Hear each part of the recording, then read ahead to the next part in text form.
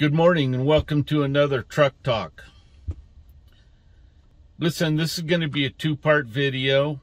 I'm going to try to describe to you how things work as far as organizing a project, how I've seen them work in most companies, I should say. Should qualify that. How things are organized and what the issues are with that organization. And then tomorrow I'll make another video and outline some solutions. So, you know, it starts with the estimating process, and the goal of estimating, and rightfully so, is to push out as many numbers as possible. In other words, to get as many bids out as quickly as possible. That's why they make estimating software that streamlines the process so you can put numbers together quickly and get them shot out. Okay, because it's a numbers game. The more projects you bid, the more projects you win, the more work you get. So, you know, and it's it's a tough job, and a lot of guys or gals who estimate do a really good job of it. So I'm not criticizing them or that process, but the way they compile that data is not conducive to building a project. It's not designed to create the data, the structure and amount of data that you need to effectively manage a project, okay? And these estimators aren't working in the field every day installing material. That's your job. And so they don't always know, unless they get feedback from you, they don't always know what the most current methods or materials that people in the field like to use in order to get their project built quickly and profitably. So, you know, you don't always receive the material that you like to use. And it ends up kind of being your responsibility once you get out on that site to evaluate those drawings and value engineer them and find ways to minimize the labor to install it and, you know, maximize your profit.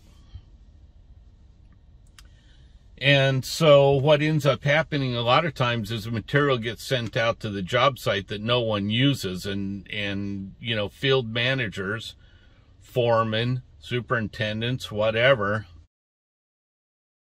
you know, order the material that they want to use instead. And then at the end of the project, this material is left over and it gets all shipped back to the shop. The next step in line is project management. And depending on how your company approaches project management and the duties and roles of the project manager, you know, they can create even more problems for you, because a lot of times, and I'd like to hear some comments if anyone's encountered this, but a lot of times the project manager is responsible for the budgets, materials, equipment, you know, labor, rates, on the project. And so, but you're responsible for getting it built within the the budget, if you know what I mean. So what happens a lot of times is the project manager pinches pennies on absolutely everything, doesn't consider labor at all. It's almost like labor's free, but as long as I pinch pennies on the material and the equipment and you know, how much I'm willing to pay for labor, then my budgets look good. So when we sit down at the table at the end of the project and I've pinched pennies on every single category and my numbers look good, and the field manager, the foreman or the superintendent or who's out there responsible for building the project, their numbers look terrible, that's not my problem. It's not my problem what their labor numbers look like. Even though I used all the cheapest material I could find instead of spending, sometimes it's better to spend a little bit more money on material if it's easier to install and minimizes the labor expense, if you know what I mean. And overall, it's a win both ways, not just on material costs, but also on labor. But they don't look at it that way. They look at it like, I'm going to make sure my budgets line up, and I'm going to save every penny on everything that gets purchased for that project. And if it takes longer to install or, you know, creates problems on the job site, then that's not my problem. That's their problem to solve, as long as my numbers look good. You know, I'm currently on a project. It's a huge project. And, you know, I'll turn in a material requisition for material or equipment or whatever. And because they're not organized enough to have already put together, you know, these lists of materials and equipment and vetted it out with everyone, they have to shop these prices. They have to shop with, like, you know, they'll send it out to maybe 10 vendors. Let's see who's going to give us the best price. And that process might take 2 weeks. And by the time all the numbers come in, then the project manager takes a look at it and says, oh, no, that's too expensive. We're not going to do that. And the whole process just gets, you know, restarted. And in the meantime, I've got people out there standing around waiting for material or equipment or whatever. And my labor's suffering because the project manager's, you know, damn determined to save every penny he can on every piece of material. And if it's too expensive, we're just not going to do that. Well, you know, where's that leave me as the guy who's putting the project together? You know, I have to start the process all over again and go some other direction. Okay, so there's a much better way to make this happen.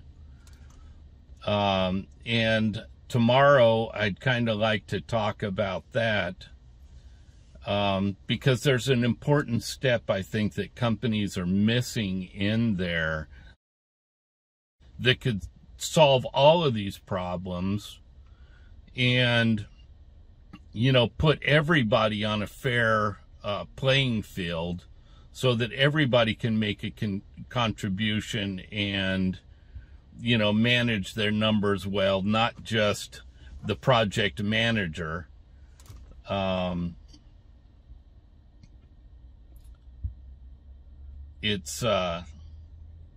It's a difficult spot to be in as a, you know, some type of site manager, whether it's a foreman or a superintendent or whoever is in control of that in your company. It's a difficult position to be in when the project manager has his hands on all of the purse strings and you can't even have a discussion and say, you know what, if we spend a little bit more money on this piece of equipment or a little bit more money on this material, I can install it a lot faster, and the offset of, you know, labor dollars that we're going to save are going to, you know, take care of that extra expense for that material, and we're both going to win. The team is going to win, not just the project manager's going to win. It just kind of infuriates me that, you know, when there's someone above me with control of those dollars, that is just, you know, basically screwing me with every decision he makes. He's like tying my hands behind my back as far as managing labor, because he's feeding me material or equipment, or, you know, just the process takes so long and is so complicated that, you know, every day I see my labor dollars just going out the window.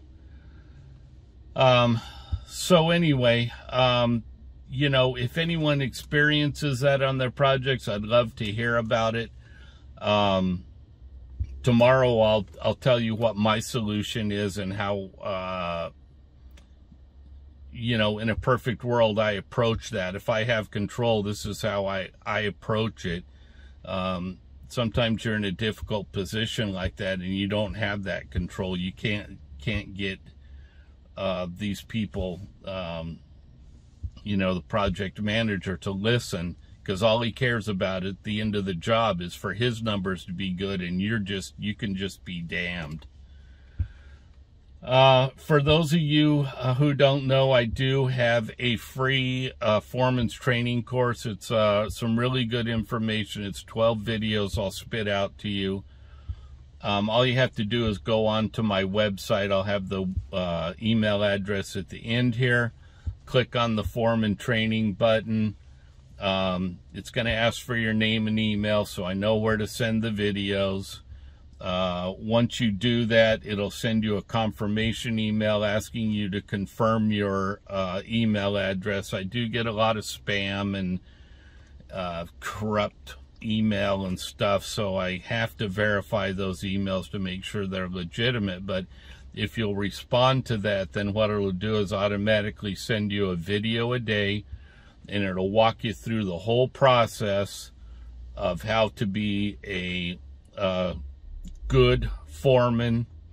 It's for foremen who want to advance themselves, and also for journeymen who want to become a foreman. So there's a lot of good information in there.